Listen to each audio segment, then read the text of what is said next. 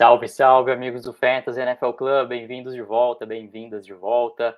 E no vídeo de hoje, a gente vai continuar com a nossa saga aqui, nossas explicações sobre as etapas mais importantes para se prestar atenção durante, né, a gente já está no durante aí, durante a temporada de Fantasy Football, né? Então, eu coloquei aqui nossa apresentação, algumas coisas importantes para a gente conferir. Primeiro, né, a gente está nesse quarto vídeo aqui, a gente vai falar sobre as bye weeks, né? Então, o que são as bye weeks, o que acontece, o que prestar atenção. Depois a gente vai continuar nos próximos vídeos o restante dos outros tópicos.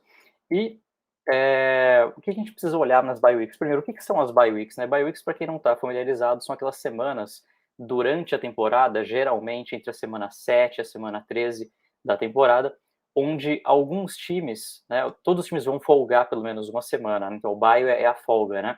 Então, só que cada time folga numa semana e tem também uma coisa importante que é algumas semanas, geralmente uma ou duas semanas na temporada, são as semanas que mais times folgam ao mesmo tempo.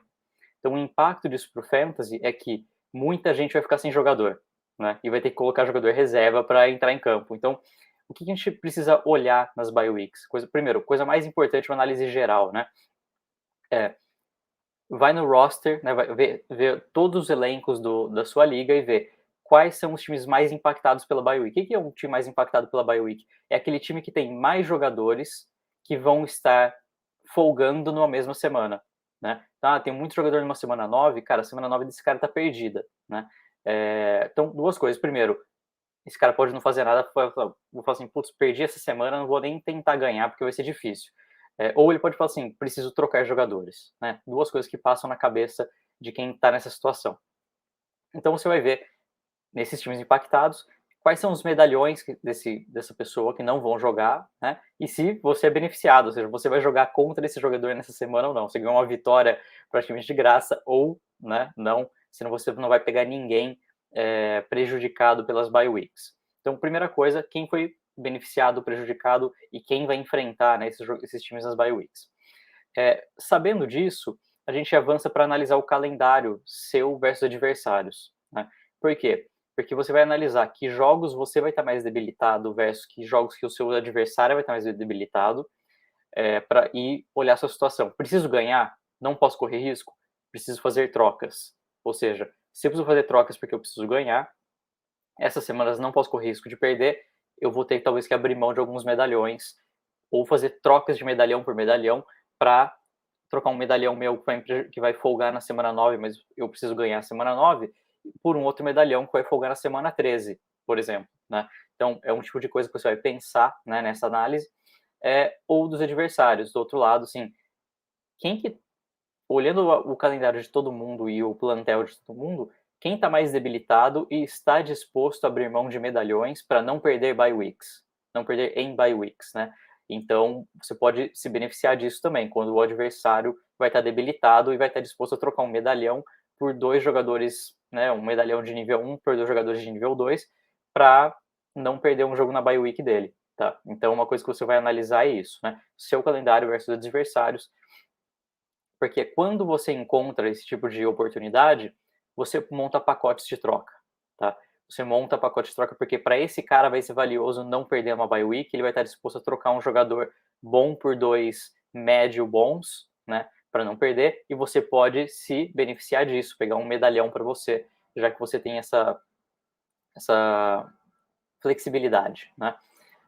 Ou seja, times que saem ganhando, por isso que é muito importante. Se você sai ganhando nas primeiras 5, 6 semanas da Fantasy, você entra numa sequência de vitórias, você tem muita vantagem para poder estar tranquilo aqui e poder negociar jogadores. Você não precisa ganhar agora, você pode começar a perder no meio da temporada e voltar a ganhar no final da temporada, que é quando os seus jogadores que você fez a troca, né, do agora, quem quer ganhar agora vai ter que pegar jogadores bons para a semana 7 a semana 12, 13 mais ou menos.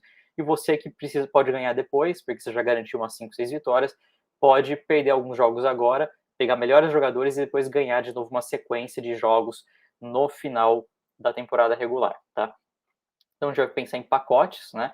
Quem que eu posso oferecer, para quem, para quem precisa ganhar agora, né? Quais são as melhores trocas por posição, enfim. Mas os buys vão gerar valor para jogadores que antes o adversário não consideraria como possibilidades de troca, tá? E por final, escolhendo jogadores no waiver com foco nas bye weeks. Ou seja, se você tem uma bye week na semana 9 e você sabe que você não vai ter wide receivers para sua semana 9, você não vai esperar até a semana 9 para ir para waivers. Você tem que ir na semana 8, tem que ir na semana 7, tem que se garantir antes. Então você já tem que pensar nisso para você não ficar sem jogador ou correr risco de ter que colocar uma pessoa que vai pontuar 2, 3 pontos por jogo, né? Então essa é uma coisa importante. Segunda coisa, vão ter times que vão precisar dropar jogadores no waivers, né? E você pode estar atento para quando esse cara dropar esse jogador, eu vou lá e pego. Geralmente acontece isso muito com tight ends, com boas defesas, com bons kickers, né?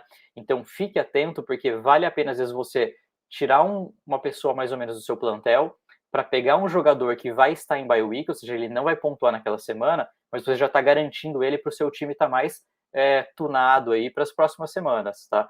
Então fique atento a isso também. Escolhendo jogadores no waivers. Sempre, seu time vai ficar debilitado em uma semana, 2 semanas antes você já tem que ir pro waivers para poder achar jogadores que vão estar bem na semana que você vai precisar desse jogador, né?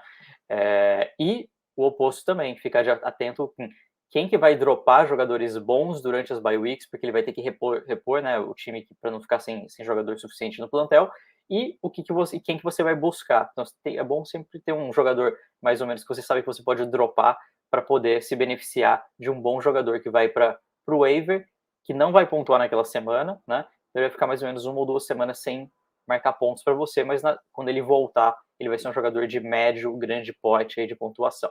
Fechado? Então, vídeo 4 agora encerrando aqui sobre as bye weeks, essas coisas mais importantes para você tentar durante as bye weeks, né?